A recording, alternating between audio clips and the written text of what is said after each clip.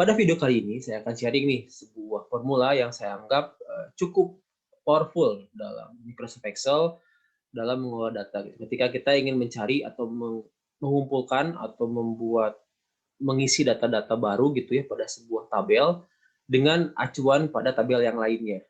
Ini studi kasus seperti ini ya. Jadi namanya VLOOKUP itu tuh pasti terdiri dari dua buah tabel. Tabel pertama itu tabel yang ingin kita isi. Tabel kedua itulah tabel yang mana ada data-data yang digunakan untuk mengisi tabel pertama. Disebutnya tabel acuan. Ini, tabel kedua. Nah, kita lihat nih dari struktur rumus VLOOKUP sendiri ya. Kita lihat VLOOKUP. Nih. Sama dengan VLOOKUP, dalam kurung ada sel acuan. Jadi ada 4 part yang harus kita isi. Ada sel acuan, ada tabel acuan, ada kolom, ada indeks. Kita bahas ya. Nah, sel acuan itu tuh adalah sel pada tabel pertama yang kita gunakan sebagai dasar.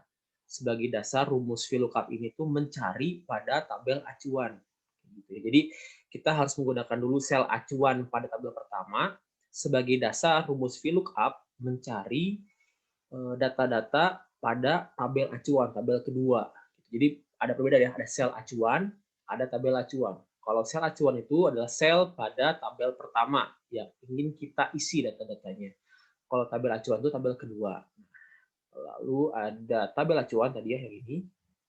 Lalu ada kolom, nanti kita bahas, dan juga indeks. Nah, kalau indeks ini ada 2 jenis nilai, ada true dan false. Kalau true itu kita bisa ketikkan true atau angka 1. Kalau false itu bisa kita ketikkan 0 atau kita ketikkan false. Bedanya, kalau true itu approximate match, jadi dia itu kira-kira gitu dengan data yang acuannya tuh agak mirip-mirip gitu ya, itu 1 atau true. Kalau false atau 0 itu tuh yang harus betul-betul sama. Nah, untuk kondisi seperti ini ya, untuk kondisi pada studi kasus ini tuh kita akan menggunakan true atau 1 atau approximate match. Jadi kenapa? Karena kita lihat nih, sel acuannya itu 1 BP 2323, ada 2 BM 3433, sementara di tabel acuannya itu dari kolom-kolom ini kita lihat ya yang bisa kita jadikan relasi itu di kolom G itu tuh nggak ada yang betul-betul sama gitu. 1 BP 2323, tapi hanya 1 BP saja, 2 BM saja, 3 AX saja, dan 4 SM saja. Jadi nilai di A ini dan nilai di G ini tuh tidak betul-betul sama. Jadi hanya kira-kira mirip mendekati lah. Gitu. Makanya kita menggunakan indeks 1 atau true. Coba ya teman-teman. Kita coba caranya. Kita arahkan kursor pada sel B2, di mana kita ingin mengisi data-data pada kolom B dan pada kolom C. Kita mulai dari kolom B2. Kita ketikkan sama dengan VLOOKUP, ya, masukin rumus, lalu double klik akan muncul seperti ini. Nah, teman-teman tinggal sesuaikan apakah menggunakan koma atau titik koma. Kalau saya menggunakan titik koma ya, tergantung dari tipe atau jenis komputernya settingannya. Lalu kita ketikkan arahkan ke sel acuan, yang mana sel acuannya adalah A2. Saya ingin mengisi data di B2 menggunakan sel acuan A2. Oke, titik koma. Lalu kita blok tabel acuan. Tadi kan ya, sel acuan, tabel acuan. Kita blok tabel acuan. Kita bloknya langsung aja di datanya, tidak perlu dari si judulnya, yang kodenya nggak perlu, jadi langsung dari data pertama saja. Oke, berarti dari G3 kita blok sampai ke I6. Seperti itu. Lalu jangan lupa kita ketikkan atau klik F4 agar muncul angka atau simbol dolar seperti ini, absolut ya. Seperti itu. Titik koma lagi. Nah, ini adalah kolom. Nah, kita ingin mencari data nama perusahaan. Oke, yang kita ingin cari itu nama perusahaan yang mana posisinya ini ada di kolom kita kan ngeblok dari G ya sampai ke I, berarti ini kolom pertama G, H itu kolom kedua. Karena itu kita isikan kolomnya adalah 2. Titik koma lagi, nah ini indeks yang saya bilang tadi, karena ini kondisinya agak berbeda antara sel acuan dan juga sebuah kolom di tabel acuan yang berbeda, tidak exact match gitu, hanya approximate, berarti kita pakai angka 1 atau true. tutup kurung, enter. Nah, muncul ya, berarti kalau 1 BP 2323 berarti dia adalah penanggungnya BPJS. Kalau sudah begini, tinggal kita arahkan kursor ke pojok kanan bawah sel, double klik, nah otomatis akan kita copy paste-kan si rumus formula ini ke seluruh sel pada kolom B. Nah, ini untuk mengisinya. Kita sudah mendapatkan, kita cek ya, ini kan 3AX, berarti apa nih AX? Axel Life, oh betul-betul Axel Life. Ini 2BM, apa 2BM? Bumi Putra.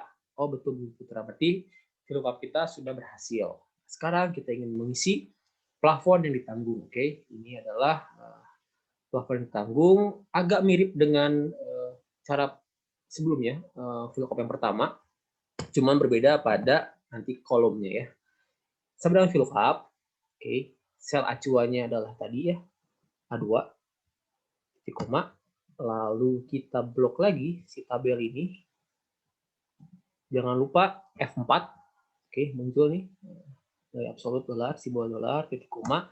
Nah, perbedaan muncul pada ini, part kolom ya. Si kolomnya itu, kan tadi kita yang sebelumnya mencari nilai nama perusahaan penanggung, berarti dia adalah kolom pertama, kolom kedua. Nah, kalau yang ini kita ingin mencari data atau nilai plafon yang ditanggung, berarti ada di kolom ketiga. Ini kolom pertama, kita kan blok dari G ya. Ini kolom pertama, kolom kedua, kolom ketiga. Jadi cara menghitung kolom itu pada tabel acuan, tabel yang diblok tabel acuan. Kita ketikkan 3, lalu kita ketikkan 1. Karena ini tadi ya, approximate match. Tutup kurung. Bentar. Ini 90%. Berarti kalau BPJS betul ya. Kita cek lagi tadi. Kalau Axel Life berapa? Axel Life itu 85. Berarti betul.